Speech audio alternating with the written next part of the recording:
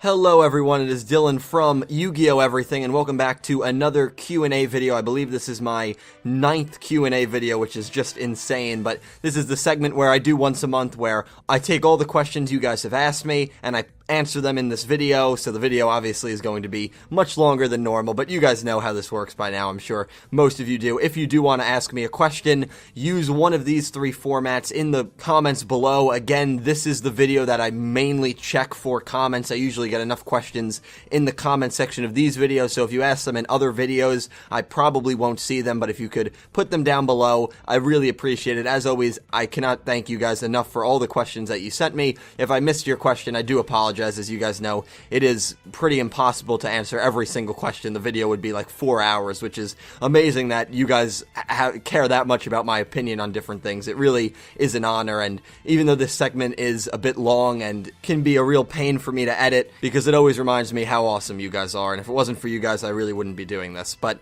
anyway, enough with the mushy stuff. We're gonna get right into it. I really hope you guys enjoy. There might be timestamps down below. Sometimes I get lazy because I take, 5-6 hours editing, and then I just want to get the video out and I don't put timestamps, but check the description anyway. Maybe there will be them down below if you want to skip to any questions. But I always title the video the first question that I think is interesting or relevant or whatever standards that I might think it is. And this is from Steve Ishtar 109. Hello, do you ever get bored of doing just Yu-Gi-Oh? I love Yu-Gi-Oh too, but would you ever consider doing other anime reviews or something like that? Love your work. So this is a very interesting question, and I think it ties into the intro, the mushy intro that I just gave. The answer is no. I really do not get bored of doing this. I just love Yu-Gi-Oh, but again, I just am always amazed at how many people respond in the comment section below when I give a review or when I give a theory, and it's just for the most part always positive responses. And even if it's negative responses, they're not directed towards me, they're directed towards the show, which is fine. And then of course you get the trolls every now and then, but the trolls exist, you gotta deal with them. But for the most part, I do not get the trolls at all. Another funny glitch that I see here is, for whatever reason, it says this question was answered 1 second ago. I guess that chalk it up to YouTube logic, but I can tell you I was not waiting for a question and then quickly screenshot it. I just noticed that the question says 1 second ago. I have no idea why that's the case. That is extremely bizarre. But anyway, back on topic. The thing that drives me really is you guys, and I know every YouTuber says that, but I try to really make that point valid by what I do. I do the Fan Fridays now. I'm going to be doing more contests in the future. I already have a drawing contest. If you guys, that's until the end of November. If you guys are interested in that, definitely check that video out if you haven't heard of it already. You have to draw the 6th protagonist. Whoever gets closer gets a prize, and I'm going to be doing more fun contests like that, maybe every time I hit like a milestone subscriber mark or something along those lines. So even though, I love talking about Yu-Gi-Oh! I love ranting about it, I love watching it, it really is the interaction with you guys that has driven me to this point and keeps me going, and I just cannot thank you guys enough. Would I ever consider doing something else? I'll tell you, if I was not in school and I didn't have a job, a channel called Pokemon Everything would probably be in the works. I really do mean that. I probably would have binge-watched the Pokemon anime or the Digimon anime, one of those two shows, and done a similar channel towards that.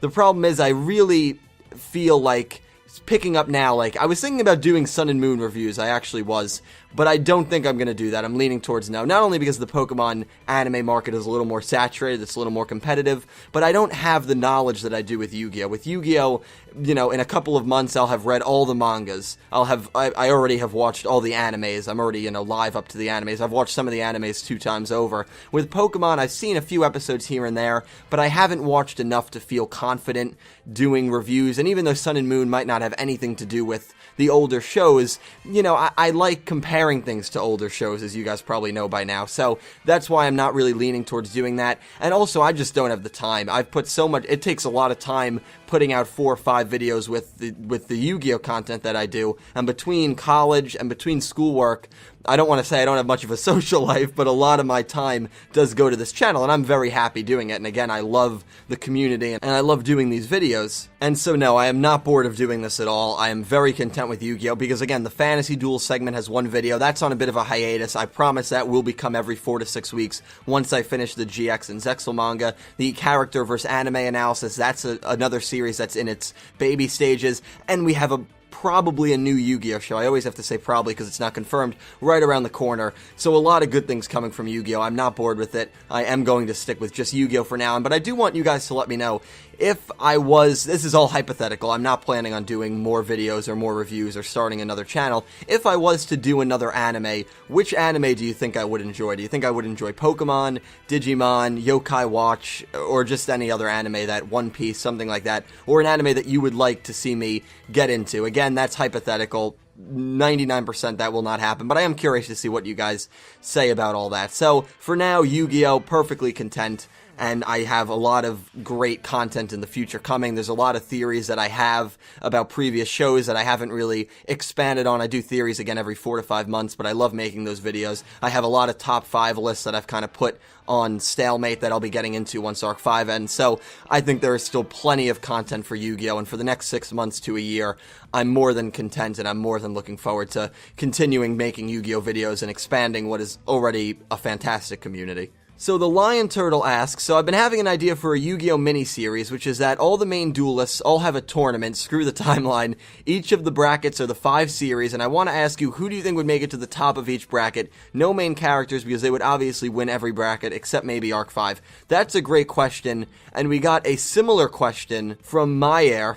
Apologize if I butchered that name. Would you like the 6th series to be a 60-episode grand tournament with characters from all series with upgraded decks? I feel like this question has come up before. I feel like Junior RC, who's a longtime fan of the channel, you've probably seen his name come up in these Q&As, I feel like he asked me a while ago something similar towards this, but it's been a while since I talked about it. I would love something like this, and I like the hypothetical here. Who would make it to the top of each bracket?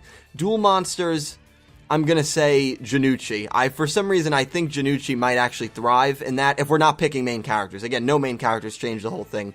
So I think Janucci from Duel Monsters. From GX, I'm going to say either Manjome, Sho, or Ryo Marufuji. It depends. If this is after GX ends, it would be Sho. If it's like in the middle of GX, it would be Ryo. And Manjome is always a wild card. All the rivals are going to be wild cards in this. 5Ds have to pick Jack Atlas. Zexal have to pick Kaido. And then Arc 5, I have to pick Akiba Reiji. And I know that's very boring.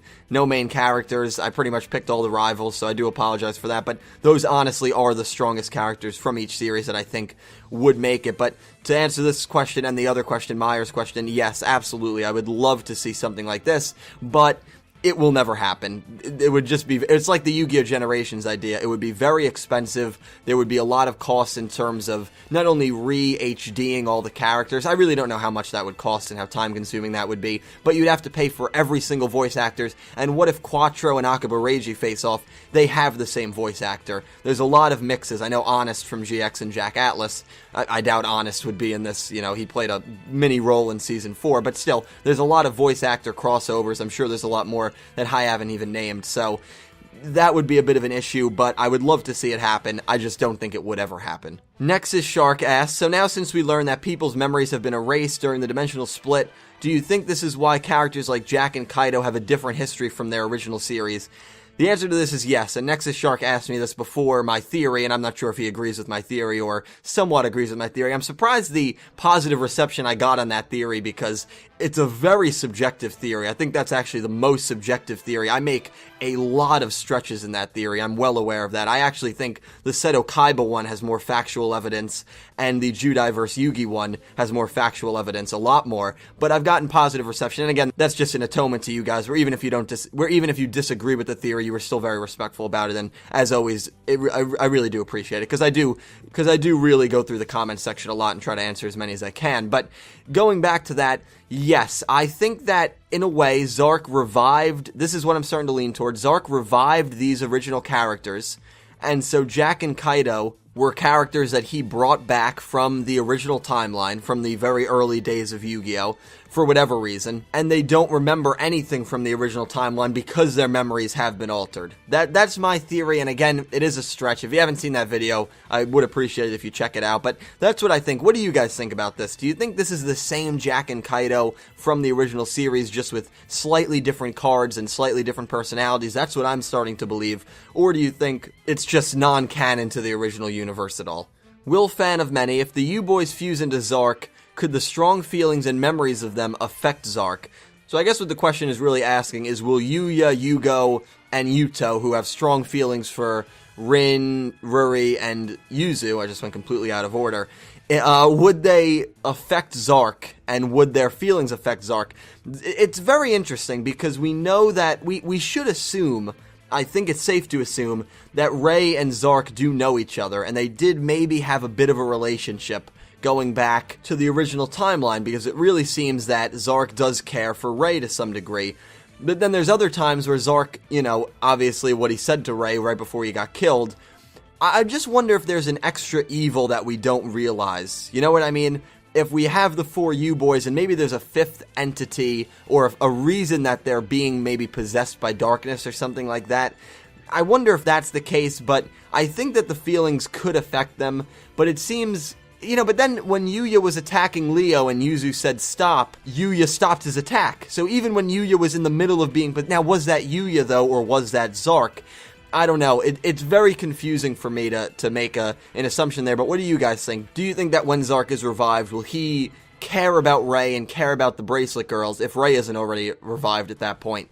Or do you think that it's just going to be a situation where he is only bent on destruction and is only bent on destroying all of the dimensions? I'm starting to lean towards the latter, but it'll definitely be interesting to see Zark's thought process when he does kind of inevitably be revived. Ace Grit asks, why do you think the most 5Ds characters showed up?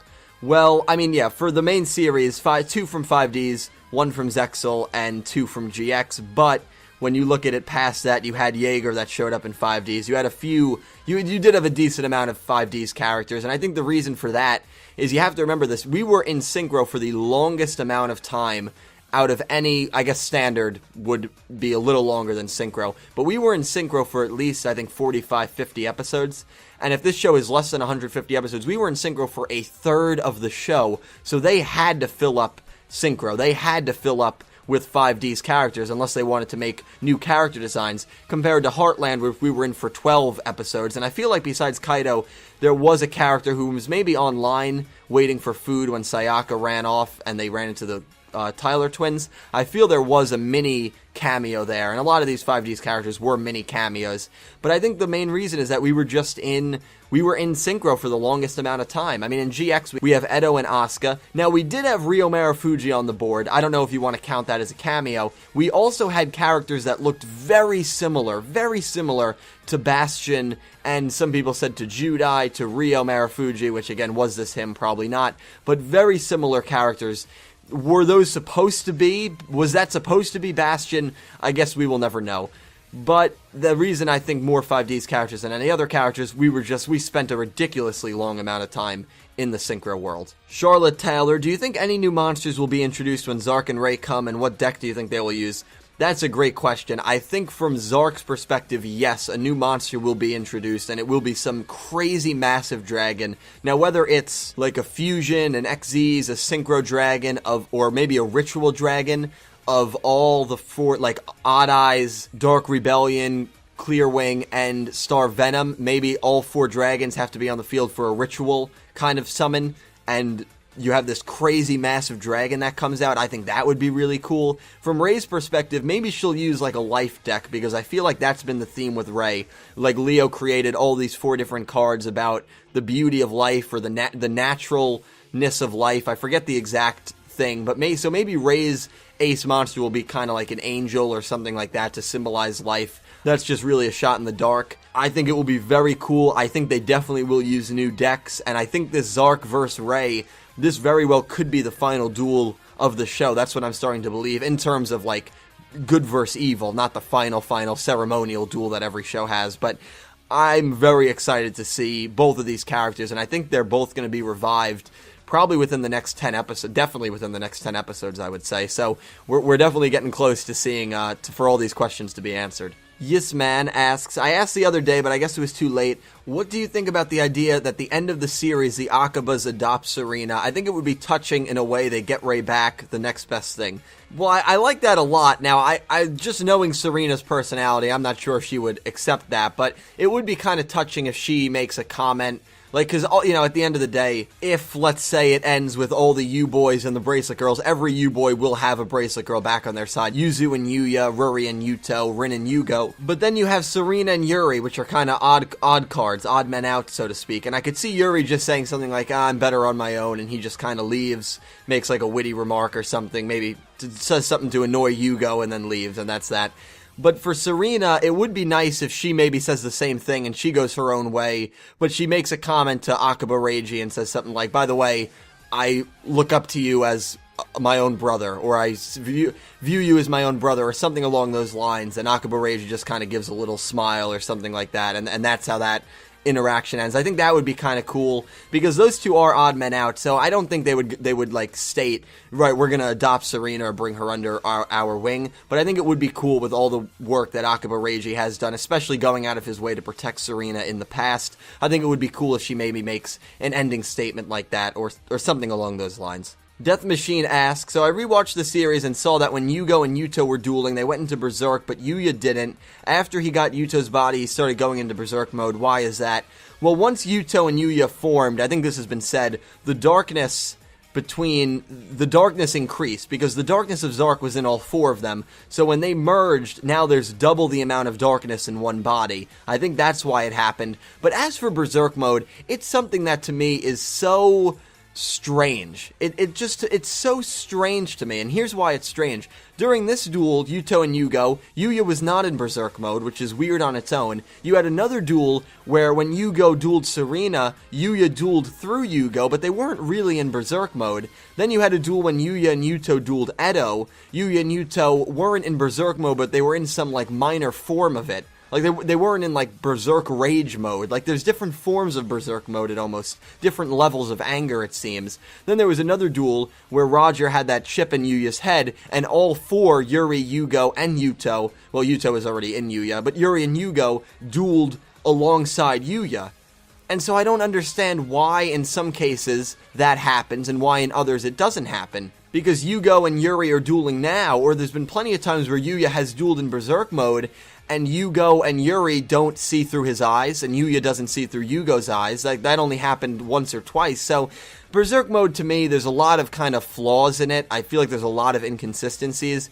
So, when it comes to questions like this, I kind of just shrug and say, you know, whatever they do, because there's a lot of inconsistencies. Unless someone has maybe a better explanation than I do for why there might be these inconsistencies, because I am very curious as to really the logistics of it all.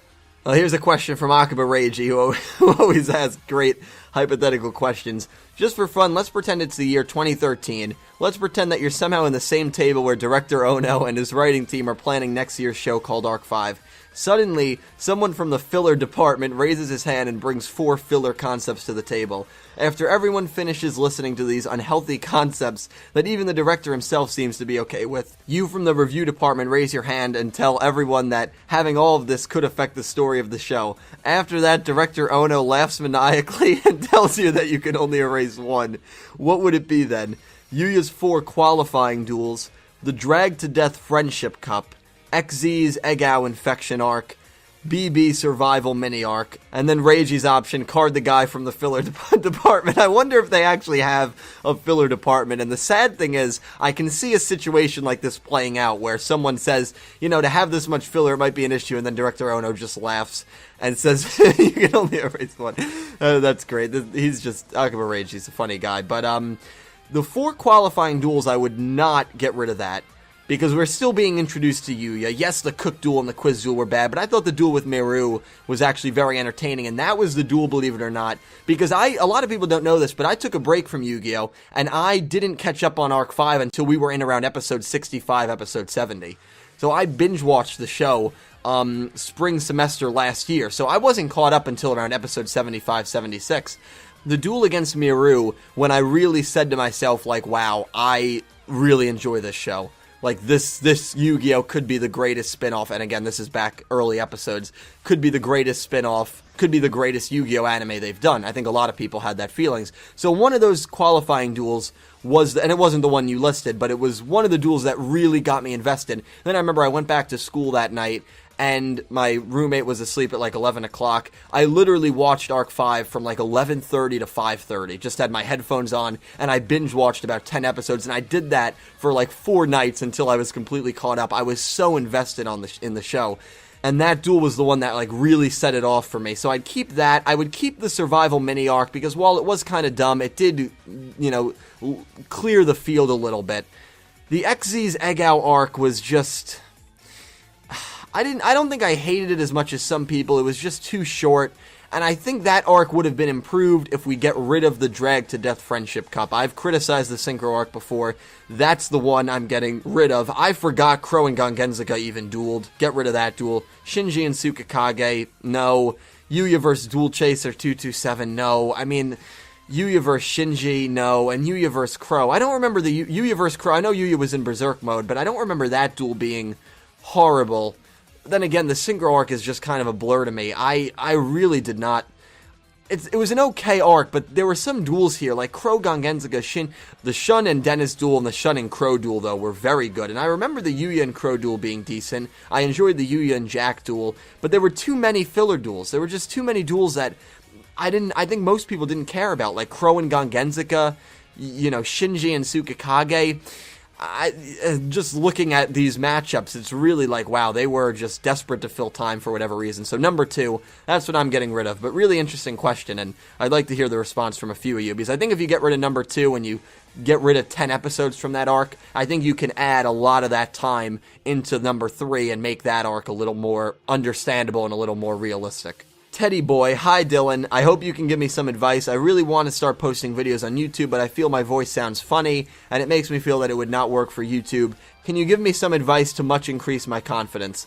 Well, first thing I'm going to say is confidence is tough. It's something that you can't really gain, and I'm saying this because, believe it or not, I'm a very low confident person. Like, if I have to get up and make a presentation in front of like 20 people for like a class, I can't eat for like 24 hours prior. I have to rehearse it like 5 or 6 times, and I know that might sound like a shock because I might seem very confident behind a microphone, and yes, in reality, I don't think that I'm talking to, 2,000 people. If I actually thought of that concept, that might turn me off a little bit, but in all honesty, confidence is something that you can fake, but you know what, I'm not going to get into that because that's all psychology of leadership, which is a class I'm taking because I'm a resident assistant and it's a class they make you take, so I'm not going to get into the theories and stuff like that because that's over my head. It's over a lot of people's head. I hate to say this, but it's not cheap being a YouTuber, and there's a lot of YouTube channels that are starting off that the audio quality isn't great. I think if you get a decent microphone, you don't have to get a crazy good microphone, but you probably will have to spend maybe $50. The microphone I have was like $120 because I was very serious about getting into it, but in the beginning I had a microphone that was about $50. The one I have right now is the Blue Yeti. The one I had to start was the Blue Snowball. So there's just some suggestions. So if your quality sounds good, that definitely should improve your confidence a little bit. But start with little things. Start with 2 to 3 minute videos. And then, if you really feel comfortable, then you can get into talking and rambling on for an hour, which is what I do in the Q&As, which is what I do in the podcasts. I'm extremely comfortable. And believe it or not, YouTube was something I did back in 2007, 2008 when I was like 14 years old. I used to do like walkthroughs of like Super Mario games. That channel is still up, but I'm not gonna say what channel that is. If someone finds it, I'll give them like 10 packs of Yu-Gi-Oh cards. No, I actually won't do that. But it's a channel that's still up. It had like 300 subs. But YouTube is something that I've been doing for a long time. It's not until last year that my friend Pete on Clueless Gamer said, you should get back into it, you should come on the channel with me. So I did, and then I kind of branched off a little bit and started this Yu-Gi-Oh! Everything channel just because I didn't want to flood that channel with Yu-Gi-Oh! Content because, that channel's more of a diverse channel than just Yu-Gi-Oh! But start with small videos, 2 to 3 minutes, just giving discussions or something like that, and then go into maybe longer videos. And I think a very important thing is to buy a microphone that helps your audio quality sound good. And just, if you have to do 5 to 6 different takes, do 5 to 6 different takes. Again, there's times where I'll really start stuttering on a word, but you guys will never hear that because I just cut that out. So make sure you're editing your audio too. No one is going to flawlessly talk for 40 minutes like it might seem that I do, even though I'm sure a lot of my thoughts are all over the over the place even after I edit. There's a lot of times where I just go completely blank, where I stop talking in the middle of a sentence because I realize it makes no sense. So just understand that even though there are people on YouTube, maybe like me, I don't know if you view me as a confident person, I don't view myself as a confident person, there's always issues there, and no one is ever as flawless, no one is perfect, no one is as flawless as they seem, and you just have to learn to trust yourself, because there's a lot of people that do feel this way, and I even feel this way to some degree, but you know, everyone thinks their own voice sounds weird or annoying, and trust me, it really, really does not. It's about the words that you're saying and the points that you're making more than anything else. And as long as you're polite and kind, people will respect that. And so hopefully that's some advice that helps you out. And if it's any consolation, if you do end up making videos, I would love to be a subscriber, Teody Boy. And that goes to anyone. If you want me to subscribe, just let me know. And that's what Fan Fridays are for. So, yeah. The Redstone Minecart. What happened to ritual summonings in Arc 5? I have no idea, man. That's a good question. I mean, there were so many rumors and theories that there was going to be a ritual dimension. Miru brought it up. You know, she was not the ritual dimension, but she was the one who dueled. Miru dueled using rituals, and then they just completely forgot about it. It's the forgotten method. I have really nothing else to add to that, but it's a shame that it just kind of was swept under the rug, really. Tivendor, do you think that Yuri will get another duel after he battles against Kaido, Edo, and Yugioh, or do you think they will not have enough time in the series for it? This was asked 2 weeks ago before we got spoilers, before we even saw the Yuri and Kaido, Edo, and Yugioh duel, and I'm gonna go on a bit of a rant here. Not really a rant, but just something that I've noticed is I would have to say Yuri, as of late, is maybe the most hated character in Arc 5, which really surprises me, and this, again, is from all the comments that I've read. Yuri, to me, is a very entertaining character, and I like him a lot. I think he adds an evil dimension, like a really twisted dimension that Arc 5 kind of lacks. And people are just claiming that he's very overpowered, and he's just becoming predictable, and he's boring, and he's winning every duel. But I'm gonna defend Yuri here. The first time we saw him duel in a full duel was episode 106, which, yes, that's a huge pacing mistake. Episode 106. So that was the first time we saw him in a full duel. He dueled 5 no-names. He OTK'd them, which I guess you'd understand because it's 5 no-names. The next time we saw him duel was against Asuka in 123. That was 17 episodes later, and he defeated Asuka. Asuka put up a decent fight, but he defeats Asuka. Then he defeats Sora, but we barely saw that duel. And now he defeats Kaido and Edo. And yes, okay, you can say, well, he's just defeating everyone. But Kaido and Edo were at a 2,000 life point disadvantage.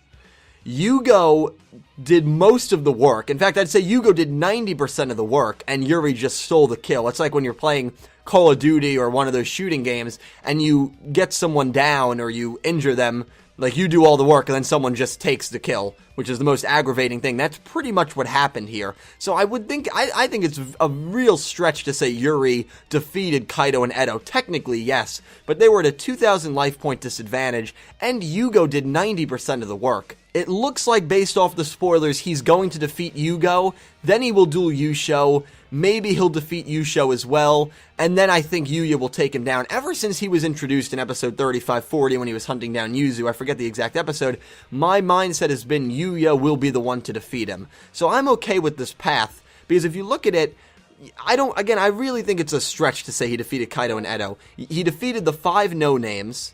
He defeated Asuka, which makes sense because they're both members of Academia, but Yuri is a higher ranking member of Academia. Same with Sora, so those 2 duels make sense. It would have been an upset the other way around. And I think a lot of fans are angry with the result of that Yuri-Asuka duel. I'm not angry at that result at all. My anger is with the horrible writing leading up to that duel for Asuka's character. You know, sure, Asuka could have won that duel, but to me it wouldn't have made sense. Yuri needed that win more, because at the end of the day, this show is more about the Arc 5 characters than the Generation characters, so to speak. Asuka should have beaten Dennis. It shouldn't have beaten Kaido. That's where I think most of the anger should be. I think a lot of people are taking their anger out on Yuri and the writing in that duel.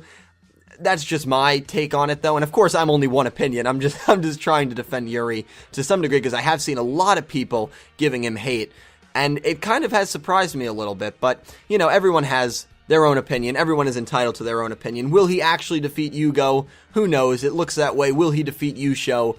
Who knows? But, you know, the Asuka and Sora wins were kind of predictable. They were kind of predictable. Again, he's a higher ranking member. Kaido and Edo, he had massive amounts of help from the intrusion penalty life points to Yugioh doing most of the work, and if he defeats Yugioh, Yugioh used up a lot of his cards, a lot of his trap cards, a lot of his monster cards, and his hand is probably at 0 after this point. So if Yuri defeats Yugioh, you almost have to give the assist to Edo and Kaido. They really, and I think that's what the writers were going for. Those three just nailed each other, and now Yuri is just going to pick up the spoils of victory, so to seem. And then if he duels Yugioh, I would like to see a struggle. You know, I think a struggle is good for his character. Maybe even a sign of worriness or something along those lines. But for him to come out on top, I think that would maybe be the end result. We'll see. And then Yuya defeats him. We'll see what happens there. But I think there definitely will be more Yuri duels. That's just my opinion on it, though. But you guys let me know what you think of that little rant. If you think I'm just completely wrong, or if you kind of understand where I'm coming from, because I understand where the anger is towards him. But I feel like it is a little unwarranted. But, I mean, that's just my opinion.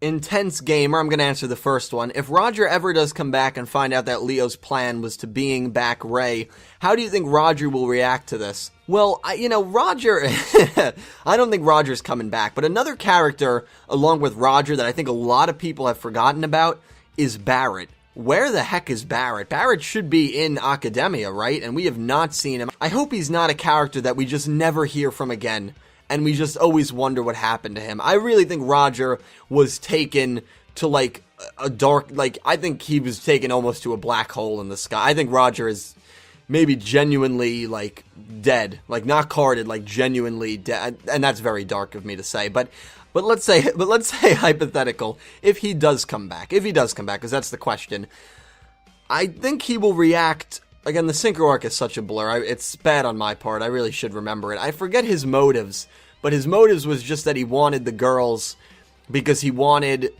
power or leverage, maybe, something along those lines. So, if he comes back, maybe he would duel Leo. Maybe it would be like an Aporia Zone duel. I'm not quite sure.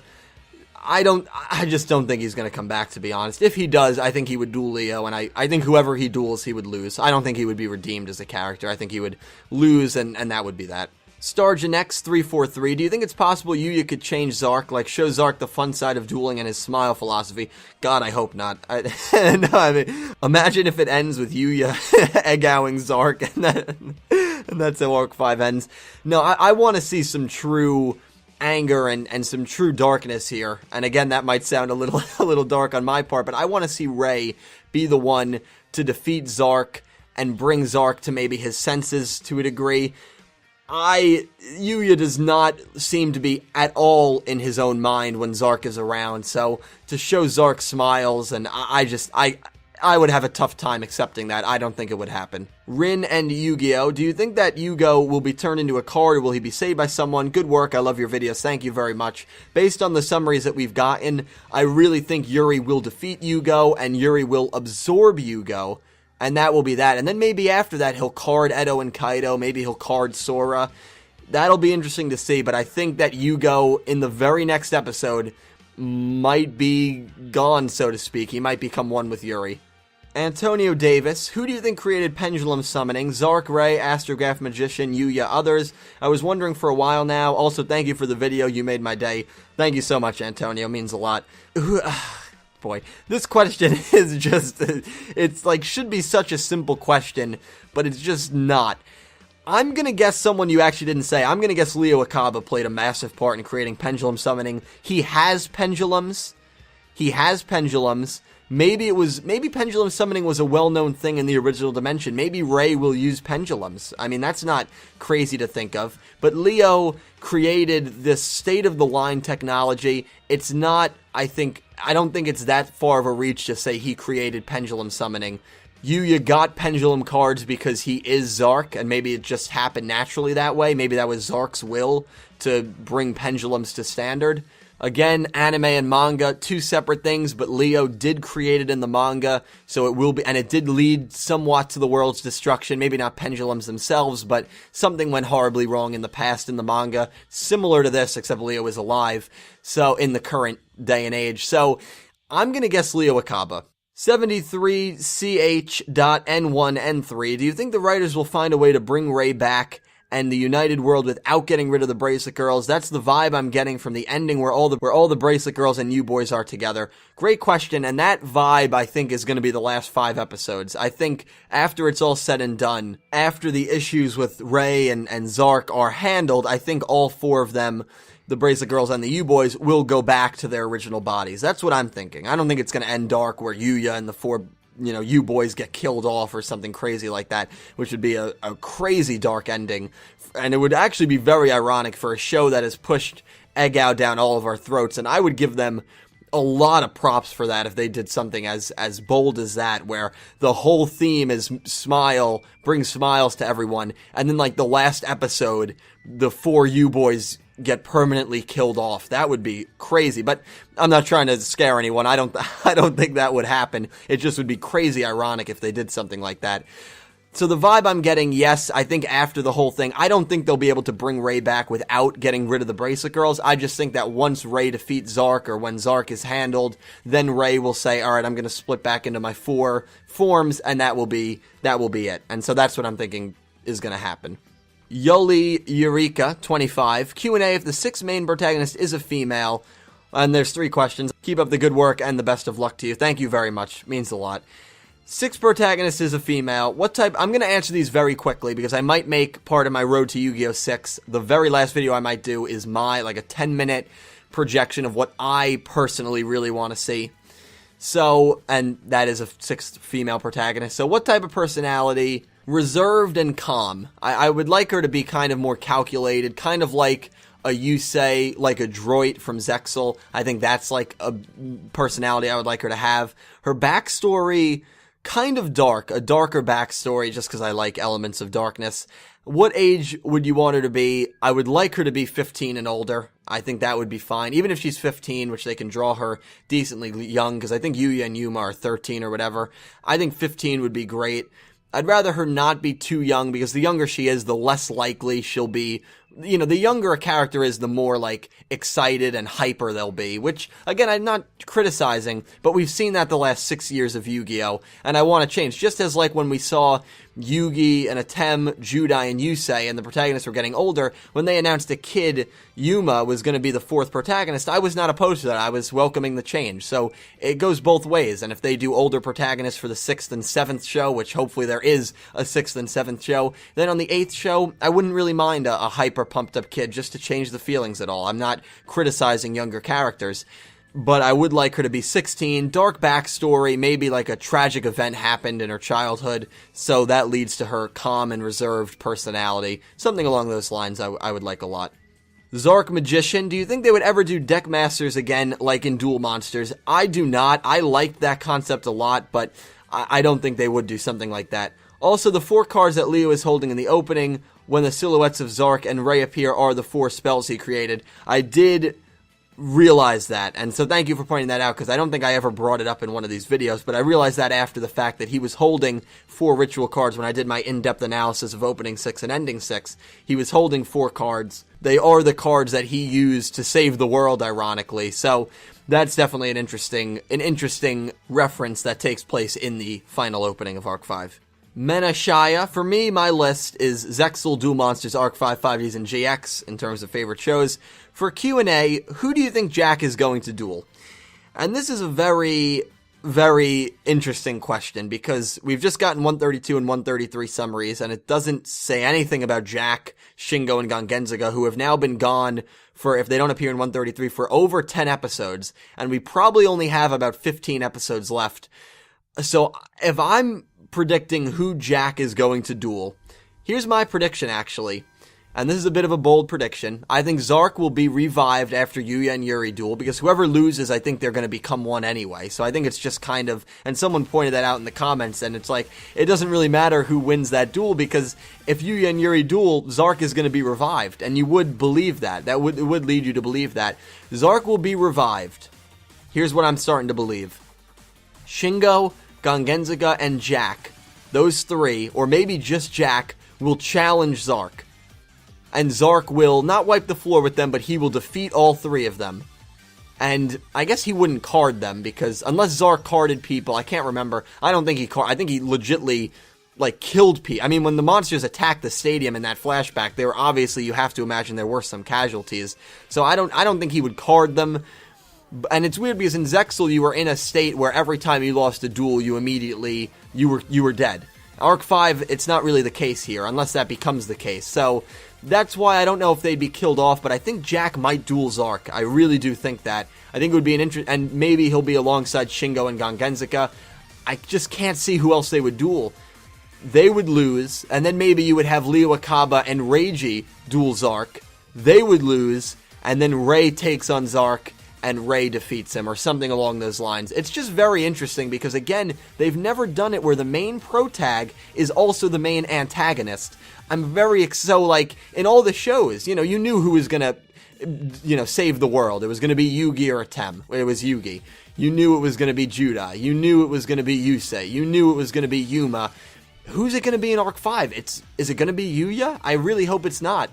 Because I think it would be a really cool twist and a really cool, you know, change of pace that, you know, oh yeah, the main world in Arc 5 wasn't saved by the guy in this picture who's the main character. He was actually the one trying to destroy the world. It was saved by, you know, the girl or Rei or Akaba Reiji. I think that would be really cool. So that's a bold prediction, but that's who I think Jack will duel next. What do you guys think? What's the next path that these characters that we have not seen in so long are going to take? Because I'd love to hear your thoughts down below.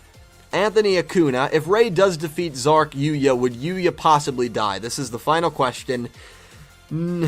It's possible. I'm not going to say it's not possible. I've already talked about this earlier in the video. I personally do not think Yugioh would do that. I don't think Yugioh, I really just don't think they've done some very dark stuff, especially in, like, Duel Monsters and GX. You know, in the earlier stages, especially in, like, the Duel Monsters manga. Not to say they haven't done dark stuff in all the series. That's not what I'm saying, but I don't think they would do something like this. I really don't think they would kill off Yuya. Yes, it's possible. I'm not going to say, like, oh no, they definitely wouldn't do it. It's a small chance, but I would not worry about it. I think Rei will defeat Zark, and I think that will maybe get rid of, if there is maybe a fifth entity controlling the 4U boys, and let Zark live peacefully, because I doubt Zark was always this way. I feel like there is an outside force controlling him. That's another theory in itself, though, but that's my thoughts on it. You guys, please answer any question you feel you want to get your thoughts heard or your voice heard, because I would love to hear your thoughts down below as always, and I really hope you enjoyed another Q&A video. I do these once a month. I know this one was actually pretty quick in terms of the last Q&A video, but I have a lot of stuff due at the end of November, including like a 15-page paper, so I wanted to get this video out there before, like, the end of the month started coming, and, you know, I might not have been able to get it out towards the end of this month. So the December one is the next Q&A, but leave all of your questions down below in the comments. I will hopefully answer as many as I can in the next Q&A. Again, if I missed your question, I do apologize. For everyone that sent me questions, thank you so much. Again, I would not do these segments without the just continuous support of you guys. It really is amazing. But I really hope you enjoyed. Thank you for watching, and I hope you have a wonderful day.